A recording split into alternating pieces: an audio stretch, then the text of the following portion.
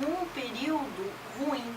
Eu acho que toda aquela forma de rigidez e disciplina, eles contribuíram para a formação do meu caráter, né? Para que eu soubesse criar os meus filhos, para que eu procurasse ser uma boa profissional, quando eu exerci o magistério, eu procurasse ser uma pessoa com comprometimento, que é o que eu agradeço. Agora, a minha infância foi extremamente divertida, brincando, correndo, me divertindo. Umas traquinagens, às vezes, assim, de leve. De leve, eu era mais comedida. Meu irmão era mais peralta, eu era sempre mais comedida, sempre fui mais... Eu não me lembro de tempo ruim, de coisas ruins, eu só me lembro de coisas boas. Isso me faz uma pessoa até leve. E na adolescência? Como é que foi a adolescência? Sempre os estudos? Aliás, você tem uma particularidade que é uma das coisas que nós já participamos com você, que é o gosto pela música. Você toca piano, né? Também estudou, é formado em piano. Fala um pouquinho aí dessa sua qualidade. Isso, na época, embora os meus pais não tivessem muita condição financeira, eles procuraram destinar, tanto para mim quanto para o meu irmão, uma boa formação, com muito sacrifício, né? Então, era importante naquela época que a filha, né, ela estudasse música, que ela tocasse um instrumento. Então, com 9 anos de idade, a minha mãe me matriculou, né, primeiro com uma professora particular, depois eu fiz durante 11 anos o Conservatório Municipal de Guarulhos. Né? Já teve um que passou por aqui também que fazia lá, você deve saber quem é. Você deve ter conhecido ou já ouviu falar o nome dele, William Forghieri. Ah, sim, Forghieri, sim. Ele esteve aqui comigo outro dia, fizemos a entrevista com ele também, depois de 30 anos que eu não o via. Nossa. Meu amigo de infância também. Ah, isso é muito bom. E ele fez aqui, se formou aqui.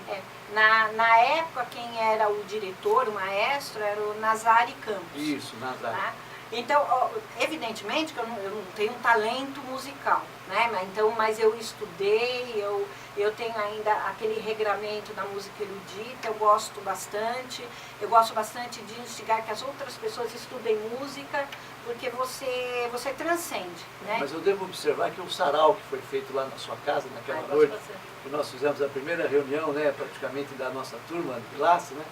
Realmente você se saiu muito bem, todos nós ficamos lá bastante alegres, foi uma noite muito gostosa.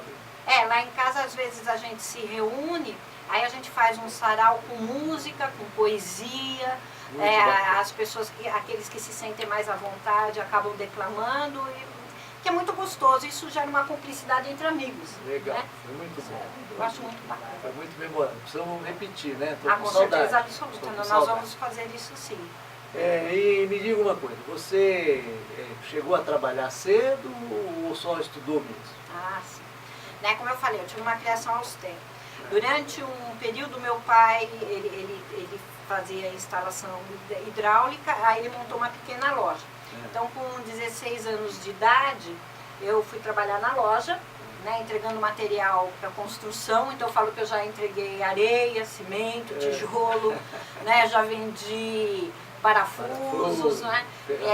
Ferramentas, então, conexões, tudo, fios, tudo. Né? Então, aí, depois essa loja veio a ser fechada, que era lá na Tranquilidade, né? Uma pequena loja, era extremamente pequena. No depósito. E aí, dos 16, aí posteriormente, meu pai sempre exigiu um comprometimento, ele disse que eu teria que fazer um estágio quando eu entrei na faculdade. Então, no primeiro ano da faculdade, naquela época era possível isso, hoje não mais. Logo no final do primeiro ano, eu fui ser estagiária no Fórum de Guarulhos na primeira promotoria de justiça. Eu lembro. Aí eu fiquei um período lá como estagiária do Ministério Público. Hoje as regras são diferentes, tem um concurso, tem nomeação. Sim. Naquela época se podia fazer por indicação. E aí eu fiquei durante 2 anos e meio realizando o meu estágio, um momento que eu aprendi muito. Porque lá se fazia também muito atendimento ao público, à sociedade, então foi uma época que eu aprendi o que era a periferia de Guarulhos.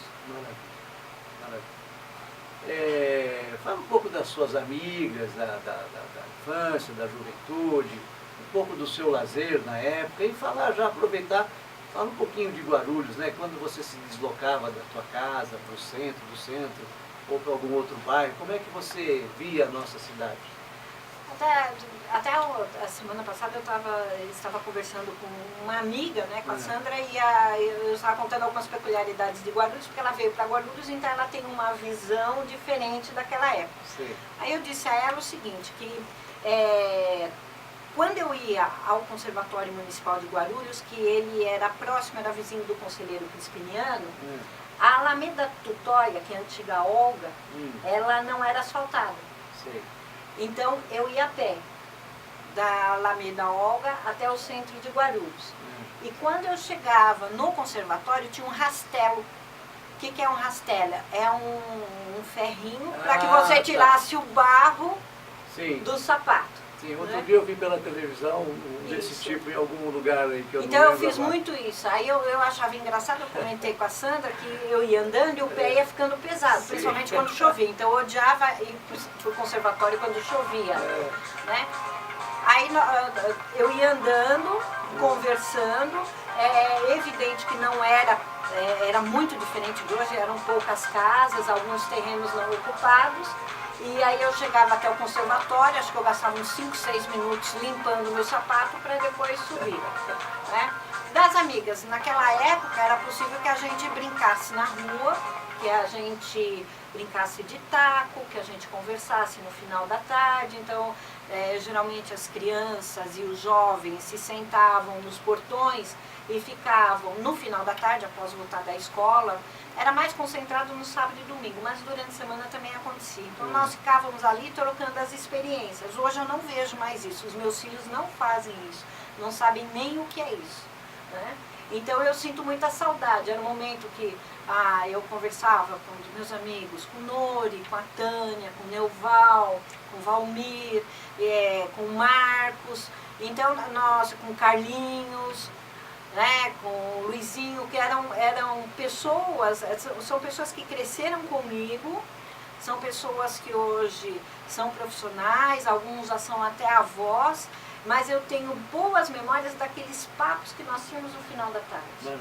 Né? Era muito divertido. Muito memorável. Olha, pessoal, para quem está chegando agora para nos assistir, né, nós estamos ao vivo pela TV Talito News, programa Guarulhos de ontem e de hoje, com Nelson Júcio e a minha querida amiga que está aqui nos prestigiando, falando um pouco da sua trajetória de vida, a doutora Eliana Galvão. E ela vai então agora continuar discorrendo aqui um pouquinho, né? Você acabou de falar nos filhos, então eu queria que você aproveitasse e já falasse o nome deles, o nome do maridão, sim, um grande amigo nosso também, muito solícito, um camarada bacana, né? Então eu tenho uma filha, minha filha mais velha chama-se Ana Luísa, né? Ela tem 23 anos e também gosta de música, toca bateria, ela tem o dom do desenho, da arte, né? Então eu falo que é uma artista nata, é extremamente introspectiva, porque é voltada para a arte, na arte em geral. Né? É meu braço direito, uma moça que me ajuda, está sempre disposta, tem os seus amigos. Eu falo que eu tenho muita sorte porque eu não tenho nenhum trabalho com ela, uma boa moça. E eu tenho meu rapinha de tacho, né, que é o Pedro Henrique, ele tem 12 anos de idade, né, meu filho mais novo. Fisicamente eles parecem bastante comigo, é até muito engraçado, a Ana parece mais com o pai e o Pedro mais comigo, ele é bem humorado, ele é bem diferente da Ana, então eu acho que até é muito engraçado que eles se completam e eu tive a sorte de hoje eles serem extremamente companheiros, né? Saem juntos e às vezes até preferem mais a companhia um do outro do que a mim mesma, então me colocam meio escanteio, né? Isso acontece com todos, né? Os filhos geralmente se afastam um pouco dos pais quando vão crescendo, né? Mas é uma boa fase. Sim. E tem o Marcelo, né? Essa semana nós completamos 25 anos de união, né? Parabéns. No dia 17, aí até a gente brincou, que foi até bem engraçado, que nós todos os anos a gente faz um check-up médico, e calhou de ser no dia 17. Então os dois vão junto para fazer companhia para o outro, então nós saímos do consultório médico, um monte de exame para fazer, e depois a gente saiu de lá e foi para o McDonald's. Né? Então aí foi muito engraçado que o Marcelo falou: Eliane, a gente está comemorando 25 anos de casamento, um monte de pedido médico e numa lanchonete.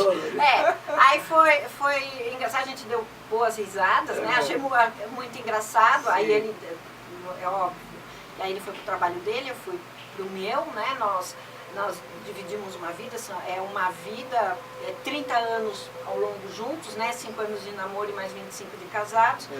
Então, tem os percalços, mas também tem o companheirismo, e eu falo que ele me deu aquilo que eu tenho de mais precioso, que são os meus 2 filhos. Então, é muito bom. Esse é o melhor presente. É o melhor presente. Da vida, né? Uma dádiva, né, de Deus. Isso, a família, né? Acho que é o que a gente tem de mais precioso, é a família, né? Na hora das dificuldades, na hora da alegria, da tristeza, a quem você se socorre, da sua família, que é isso que eu falo tanto para minha filha quanto para o meu filho. Fala um pouco da sua adolescência aí, né? Dos sonhos, se esses sonhos realmente estão se realizando, se realizaram, né? A meta que você tinha naquela época de adolescente, as suas andanças, algumas viagens ou até as reuniões também com os amigos. Na adolescência eu falo que eu sempre tive um ideal. Né? Então, como eu falei, embora eu sempre tenha sido muito comedida e criada com algumas cobranças, né, de uma forma mais rígida, eu tinha o ideal de ser uma boa profissional, eu tinha o ideal de poder servir, isso eu sempre tive ideal. Maravilha. Eu tinha o ideal de poder compreender as pessoas.